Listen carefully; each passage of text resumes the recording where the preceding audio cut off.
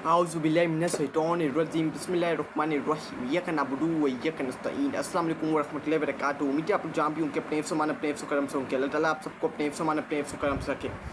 मेरे पाकिस्तानियों, इस वक्त जो आप देख रहे हैं कि पूरे पाकिस्तान के अंदर फ्लड पूरे पंजाब के अंदर इस वक्त फ्लड की सूरत हाल है। पहले हमने केपीके के अंदर देखा कि पूरे फ्लड ने केपीके के अंदर, बनोड़ के अंदर, मलसेरा के अंदर, एबटाबाद के अंदर, सवाबी के अंदर किस तरह तबाही बर्बादी मचाई, किस तरह के विजुअल हमारे सामने आए, पिक्चर्स वीडियोस हमारे सामने आए, कितने लोगों के घर तबाह हुए, कितने लोग इसके अंदर शहीद हुए। अब ये पंजाब के अंदर, क्योंकि इंडिया ने पानी छोड़ा है और ये पानी का जो बहाव है ये अब पंजाब के अंदर सियालकोट हो गया, अलग अलग पंजाब के मुकाम पर फैसलाबाद हो गया और पूरे पंजाब के अंदर इस वक्त आरामी सूरत हाल फैली हुई है। इस वक्त पंजाब आई अलर्ट के ऊपर हुआ है और पंजाब के बाद अल्लाह ना करे अगली बारी सिंध का कहा जा रहा है कि ये पानी सिंध की तरफ आएगा और सिंध के अंदर भी ये तबाही और बर्बादी मचाएगा।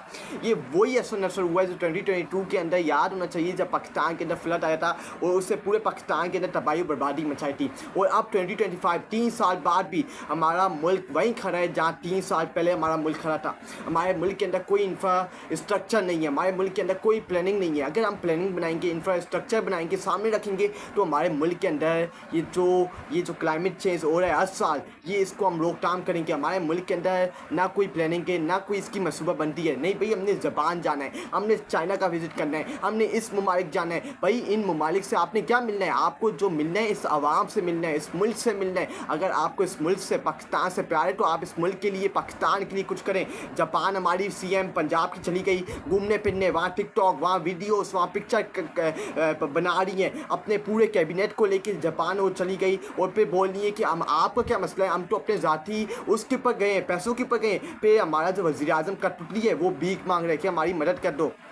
देखिए इस वक्त पंजाब के अंदर पूरा फ्लड आया हुआ है, सही है। हमारी वज़ीर आला फ्लड जिस दिन पंजाब के अंदर फ्लड आया उस दिन पंजाब की वज़ीर आला सब्दी माँ मरियम नवाज़ जापान से वापसी आई है पाकिस्तान।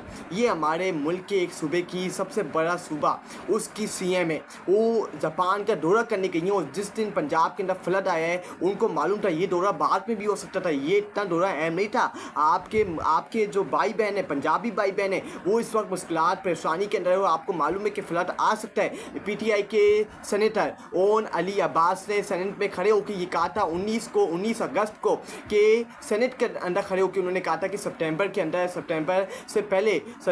के शुरू होने से पहले 3 दिन या 4 दिन पहले ये फ्लड, ये तूफ़ान आ सकता है और पाकिस्तान के अंदर तबाही बर्बादी मचा सकता है। लेकिन इसके अंदर कोई प्लानिंग नहीं थी, इसके अंदर कोई मनसूबाबंदी नहीं बनाई थी कि हमने इसके अंदर से आवाम को कैसे उस जगह से निकालना है जहाँ ये तूफ़ान, ये फ्लड बाव आ सकता है। अब लोगों के नुकसान हो रहा है, लोगों का पानी घरों में घुस रहा है, लोगों की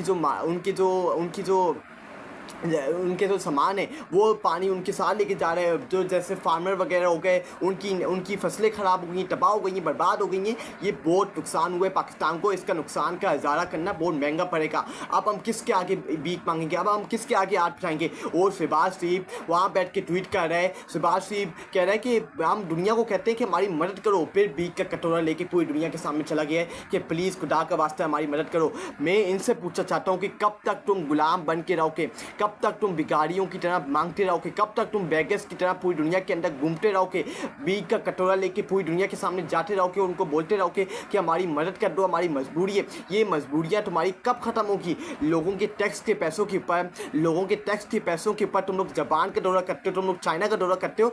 जापान और चाइना से तुम्हें कुछ हासिल नहीं होना। तुम्हें जो कुछ हासिल होगा पाकिस्तान में रह के इस आवाम से हासिल होगा। जापान जाके ये जो मरियम नवाज ने पूरा कैबिनेट, अपना पूरा कबीना, अपने बच्चे, पूरा एक जहाज़ को बुक करवाया और हमारे पैसों के पर ये जापान का दौरा करके आए हैं। और पंजाब के अंदर फ्लड की सूरत हाल है। कल एक मुल्क की, एक सूबे की जो सीएम मरियम नवाज है, उसकी जो वज़ीर है उज़्मा बुखारी, वो तकरीब करती है। उसके अल्फाज जाके आप देखें कितने घटिया ठीन अल्फाज उसने इस्तेमाल किए हमारी माएँ बहनों से मुतल्लिक। वो कहती है कि मरियम नवाज के कपड़ों के ऊपर तनकीद हो रही है, तो कपड़ों के ऊपर तनकीद आप करना छोड़ो, हम आपको हिसाब किताब नहीं देंगे। अब आम यही पूछी है, मुख्तलिफ साफ़ी यही पूछे कि आप बताओ ना कि आप अपना पूरी लिस्ट जारी करो कि कौन कौन जापान के, किस ने जापान का दौरा किया है। जाओ आवाम के सामने ला के रखो। अगर अपने आप को, अगर तुम लोगों ने इतनी तुम लोग ईमानदार हो तो साबित करो कि हम ईमानदार हैं। लेकिन ये ईमानदार नहीं है।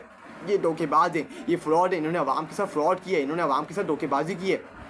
और ये फ्रॉड, ये धोखेबाजी पिछले 40 साल से इस मुल्क के साथ होता हुआ आ रहा है। वो बैठ के कहती है कि सबकी जो ये हमारी मरीम नवाज़ के ऊपर तनकीद कर रहे हैं, उनकी माएँ कपड़े नहीं पहनती। ये इतनी बेवटा, इतनी घटिया थीन बातें, जब पंजाब के अंदर फ्लड आया हुआ है, वो इतनी घटिया थीन बातें मीडिया के ऊपर बैठ के कह रही है कि सबकी माँ कपड़े नहीं पहनती जो मरीम नवाज़ के ऊपर तनकीद करते